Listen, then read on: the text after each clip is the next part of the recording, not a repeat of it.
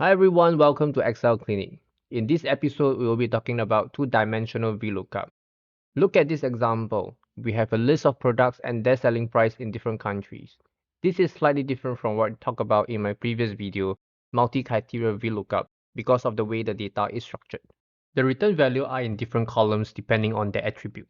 VLOOKUP is a very commonly used function in Excel. Let's understand the function. The first argument is the lookup value. The second argument is the data table. The third argument is the column number which we want Excel to return. Here is the problem. If it is sold in Singapore, we want it to return the second column. But if it is in Malaysia, it should be 3. Australia will be 4. In other words, the column number is dynamic. Keep in mind that we have an issue here. Let's park this issue for a while and complete the function. Because we want to know the price for IA101 in Singapore, I will enter 2 as the third argument for the moment. The fourth argument is either true or false. False is for an exact match, which is what we want in this scenario. We managed to get what we want, $105. Going back to our unresolved issue, we are not going to change the column number manually next time if we want the selling price in Malaysia or Australia. So we need Excel to tell us the column number. Match is the best buddy of VLOOKUP. They are similar, but match tells us the relative positions of the lookup value in the data range. It doesn't give us a value in the table. This is exactly what we need. Equal, match.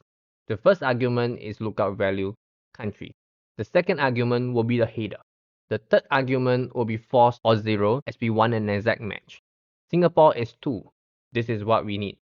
Now, you just need to replace the third argument of VLOOKUP with a reference to the match function.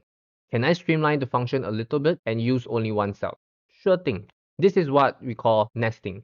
For experts, I believe you can nest the match function within VLOOKUP very quickly. But if you are not yet an expert, follow my approach. It is actually very easy to nest a function within another. You can see that there is a reference to cell B11 in the VLOOKUP function. What you need to do is to copy whatever formula you have in cell B11, except the equal sign, and then replace the reference to B11 with it. Now, you can remove B11. Nesting makes worksheet looks nicer. Nesting two function is fine, but do not overnest. Don't make the formula in a cell overly complicated. Use a helper column or row instead because nesting is easy, unnesting is not. You will face issues when you try to make amendments to the formula later on. For accountants, this is probably one common scenario. You extract a trial balance as multiple dates from the accounting system. You then pick a date to be presented in a report and another date as comparative. Try to apply this method and comment below if you encounter any issue. Hope you learned something from this video. Please like and share this video. Subscribe to our channel so that you will not miss the next episode. See ya!